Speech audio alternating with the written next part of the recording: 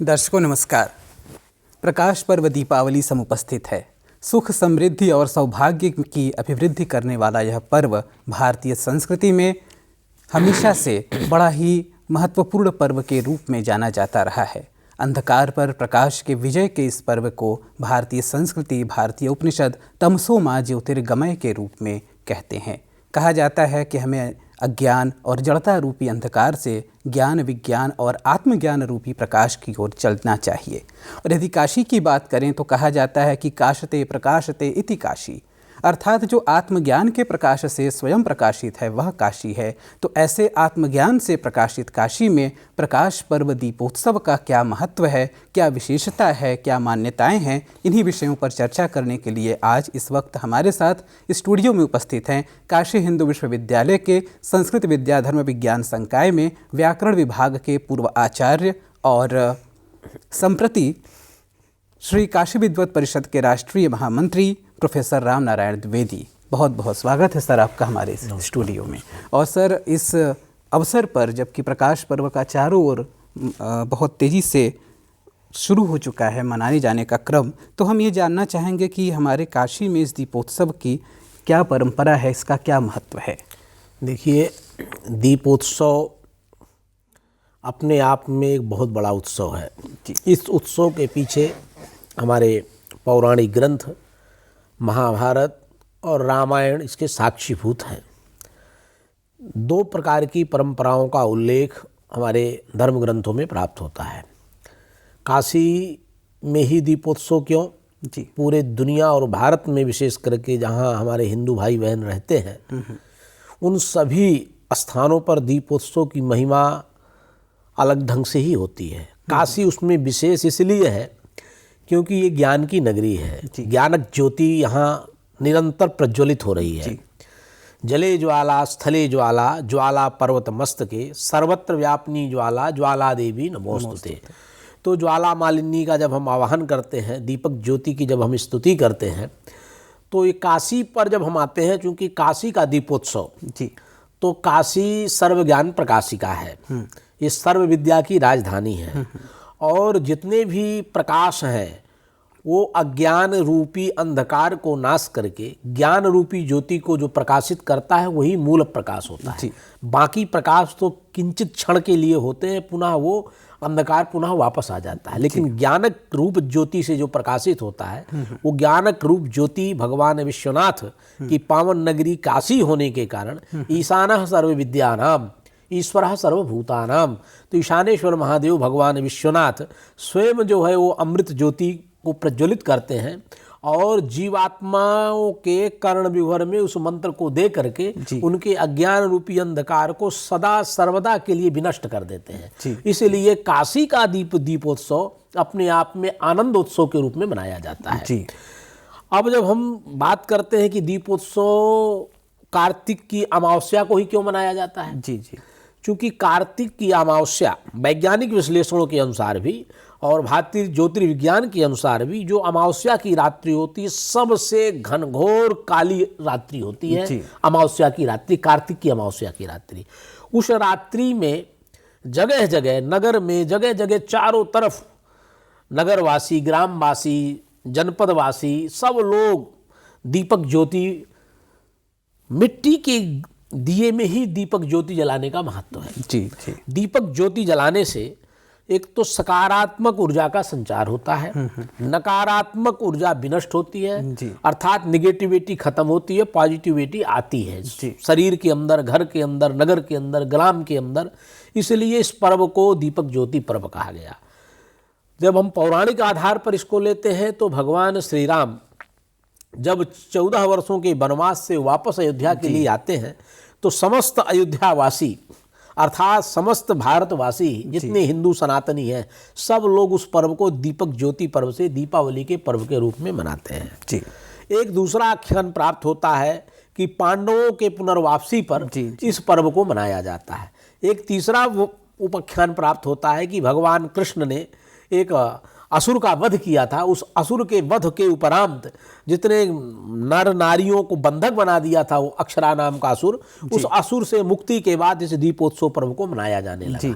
इस प्रकार के 3 आख्यान अलग अलग युगों, अलग अलग काल के अनुसार हमारे समाज में दिखाई देते हैं। लेकिन वस्तुतः जब वर्तमान में संप्रति हम इसकी चर्चा करते हैं, उस चर्चा क्रम में आता है कि निश्चित है कि अज्ञान तिमिरांध का नाश करके ज्ञान रूपी प्रकाश को प्रदान करने वाला, जिसको कहते हैं तमसो मां ज्योतिर्गमय, अंधकार से प्रकाश की ओर ले जाने वाला ये जो महापर्व है दीपक ज्योति, इस दीपक ज्योति पर्व को जो भी हमारे हिंदू सनातन धर्मावलंबी इस पर्व को प्रदोष काल में सरसों का तेल अथवा घृत से इस दीपक को जला करके अपने दरवाज़ों के पास चारों तरफ जब रखते हैं तो एक बहुत बड़ी ऊर्जा का संचार होता है। और ये भी हमारी पौराणिक मान्यता है कि महालक्ष्मी का जन्मोत्सव है, महालक्ष्मी का आगमन होता है उस दिन घर पर।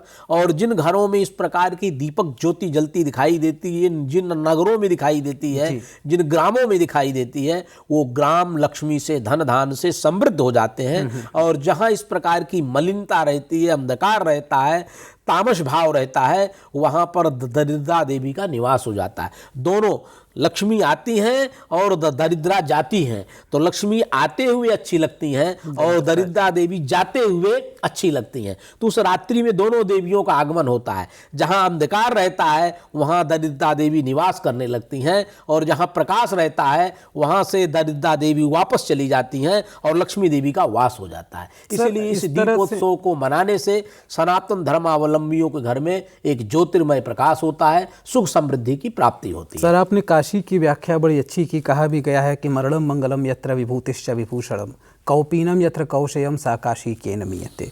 लेकिन इसका पौराणिक महत्व के साथ साथ दीपावली की बहुत सारी लौकिक मान्यताएं और धारणाएं भी हैं, जिनमें यह है कि लक्ष्मी जी की पूजा गणेश जी के साथ की जाती है। तो थोड़ा सा इस पर भी प्रकाश डालें कि इसका क्या परंपरा है। देखिए, काशी ही नहीं सर्वत्र इस तरह के पूजन का विधान है। काशी तो अपूर्व नगरी है, ये भगवान शिव के त्रिशूल पे विराजमान है। यहाँ के सभी वाक्य अपने आप में अविस्मरणीय है। काश्यते प्रकाश्यते यासा काशी सर्व प्रकाशिका काशी। काशी तो ज्ञान पुंज का स्वयं ही अपने आप में प्रकाश है। जब जहाँ तक लक्ष्मी और गणेश के पूजन का विधान है, तो गणेश जी प्रथम पूज्य हैं, और प्रथम पूज्य के साथ साथ समस्त विघ्नों के हर्ता हैं, सर्व विघ्नों का विनाश करने वाले हैं। जब तक जीवन में विघ्न रहेगा, लक्ष्मी आ भी जाए तो समृद्धि, सुख, शांति नहीं प्राप्त हो सकती है। तो सुख को प्राप्त करने के लिए, निर्विघ्न जीवन को जीने के लिए, निर्विघ्न घर का वातावरण बना रहने के लिए प्रथम पूज्य गणेश की स्तुति का सर्वत्र विधान है। और माँ लक्ष्मी को गणेश अत्यंत प्रिय भी है, इसलिए माँ लक्ष्मी के साथ जब गणेश का पूजन करते हैं तो माँ लक्ष्मी अत्यंत प्रसन्न होती हैं, क्योंकि वो पार्वती के पुत्र हैं गणेश।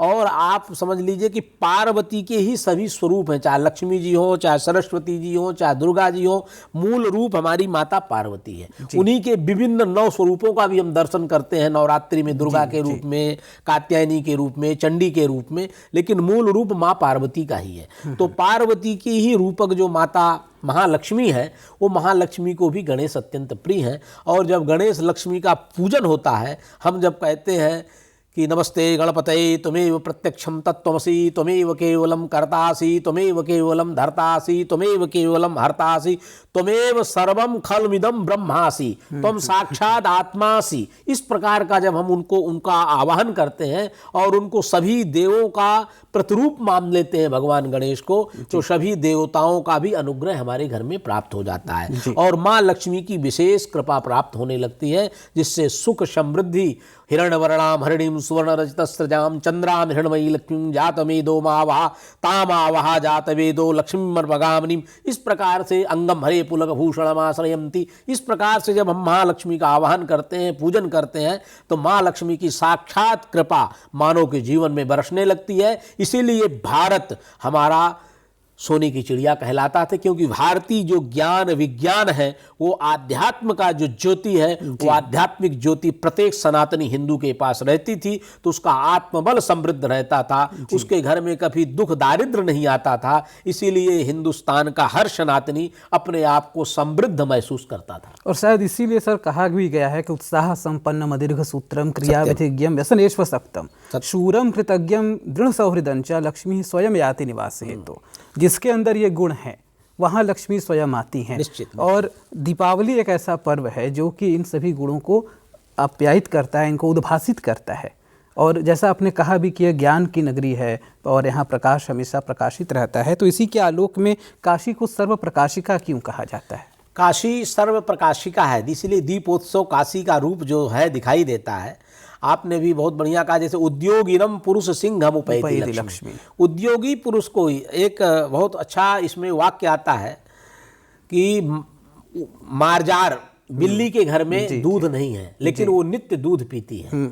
उसके पीछे कारण है उद्योगम सततम कार्यम फलम मार्जारवत भवेत तस्य गृहे गौरनास्ति दुग्धम पिबति नित्यशा। व्यक्ति जो उद्यमशील होता है उसको लक्ष्मी की कृपा होना ही होना है। और काशी सर्व प्रकाशिका इसलिए है कि भगवान ईशानेश्वर महादेव यहाँ पूर्ण रूप से विराजमान है। यहाँ नौ दुर्गा विराजमान है, माता लक्ष्मी का भी मंदिर काशी में विराजमान है। इसीलिए ये काशी त्रिलोक से अलग है। और काशी में दीपावली, देव दीपावली जैसे महापर्वों में समस्त देवताओं का अधिक रूप से वास रहता है। और कार्तिक मास से सिते पक्षे अमावस्यायाम तिथौ, कार्तिक मास की कृष्ण पक्ष की अमावस्या में भगवान बिंदु माधव के पूजन करने से, भगवान विष्णु के पूजन करने से पूरी दुनिया में एक अकेला मंदिर है जो इस प्रकार के स्वरूप को लिए हुए है कि उत्तर में बिंदु माधव, मध्य में भी भगवान विश्वेश्वर, दक्षिण में भगवान जगन्नाथ। इन दोनों की जो संपृक्तता है काशी की, ऐसा अनुपम संगम दुनिया में कहीं नहीं दिखाई देता है। इसीलिए ये काशी सर्व प्रकाशिका है। उत्तर से भगवान बिंदु माधव अपनी पूर्ण धरा के साथ विष्णु के रूप में माँ लक्ष्मी के साथ काशी वासियों के लिए एवं दुनिया के समस्त सनातनियों के लिए आशीर्वाद की पोटरी लेकर के खोले बैठे हुए हैं। मध्य में भगवान शिव ईशानेश्वर बैठे हुए हैं, भगवान विश्वेश्वर बैठे हुए हैं।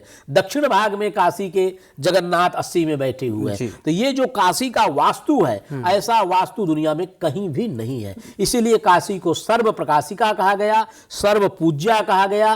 काशी का दीपोत्सव दुनिया के उत्सवों से अलग दिखाई देता है क्योंकि इतने गंगा के घाट हैं। उन घाटों के किनारे जब इस प्रकार के दीपक ज्योति को जला करके लोग माँ लक्ष्मी का आवाहन करते हैं, पूजन करते हैं, तो अपने आप में एक अलौकिक छटा पूरी देश दुनिया को एक अलौकिक संदेश देती है कि अज्ञान तिमिरांधस्य, अज्ञान रूपी ज्ञान का नाश करके ज्ञान रूपी प्रकाश को देते हुए माँ लक्ष्मी स्वयं अंगम हरे पुलक भूषण आश्रयंती, इस प्रकार का स्वरूप दिखाते हुए जीवों का कल्याण करती है। आपने सर अभी बिंदु माधव भगवान का नाम लिया और वहीं पर पंचगंगा घाट के ऊपर भगवान उपस्थित हैं। यहाँ से एक बड़ी अच्छी दिव्य परंपरा देव दीपावली मनाने की काशी में शुरू हुई। आज करीब 3 दशकों से यह परंपरा चल रही है। इस विषय पर क्या कहना? निश्चित, आज देव दीपावली का ये उत्सव, दीपक ज्योति का उत्सव, करोड़ों करोड़ों दीपों के साथ इस उत्सव को मनाए जाने की परंपरा काशी में ही नहीं, काशी का ये दीपोत्सव पूरी दुनिया में एक दुनिया के लोगों को आकर्षण का केंद्र बन चुका है। ये काशी की लौकिक परंपरा जरूर है, लेकिन हमारे समाज का युवा, हमारे समाज का हर वर्ग इससे जुड़ने के साथ और काशी में आगमन होकर के इस महोत्सव को देखने के लिए उत्साहित रहता है। ये पर्व भी हमारे देवताओं की देव दीपावली के नाम से अवश्य प्रसिद्ध है, लेकिन देवलोक के ही प्राणी यत पिंडे तत् ब्रह्मांडे, यत ब्रह्मांडे तत्पिंडे, उस भाव में रह करके जो लोग इस महापर्व को देखते हैं, काशी इस प्रकाश पर्व के रूप में भी अतिरिक्त जानी जाती है। वैसे प्रकाश पर्व आप सिख धर्म में जाएंगे तो उनके यहाँ तेग बहादुर सिंह की जन्म जयंती को लेकर के प्रकाश पर्व को जाना जाता है। तो हमारे यहाँ प्रकाश पर्व की एक महिमा ही है, क्योंकि तेग बहादुर जी ने भी ज्ञान रूपी प्रकाश से अपने भक्तों को अज्ञान रूपी अंधकार का नाश करके ज्ञान रूपी प्रकाश को दिया। तो सिख धर्मों के यहाँ भी ये प्रकाश पर्व बड़े उत्साह और उल्लास के साथ मनाया जाता है। और हमारे हिंदू सनातनियों के यहाँ, गरीब के यहाँ भी गाय के गोबर से लीप करके दीवालों को पोत करके और माताएं इस पर्व को बड़े उत्साह और उत्सव के साथ मनाती हैं। तो हर ग्रामीण का ये पर्व है, हर जीव का ये पर्व है। और विशेष करके मठों और मंदिरों में, काशी में विशेष छटाएं इस दिन देखने को प्राप्त होती हैं। सर, जैसा आपने बताया कि यह जो पर्व है, यह पहले उत्सव, फिर पर्वोत्सव, महोत्सव और अब लोकोत्सव के रूप में परिणत हो चुका है। और हम अपने सभी दर्शकों को आने वाली दीपावली और देव दीपावली की शुभकामनाएं और बधाइयाँ देते हैं। और सर, आप हमारे स्टूडियो में आए, दीपावली पर इतना अच्छा आपने हमारे दर्शकों को बातें बताई, इसके लिए आपका बहुत बहुत धन्यवाद। और अब लेते हैं अनुमति। नमस्कार। नमो नमः, सर्वेभ्यः नमो नमः। दीपावली महापर्वस्य हार्दिक शुभकामना।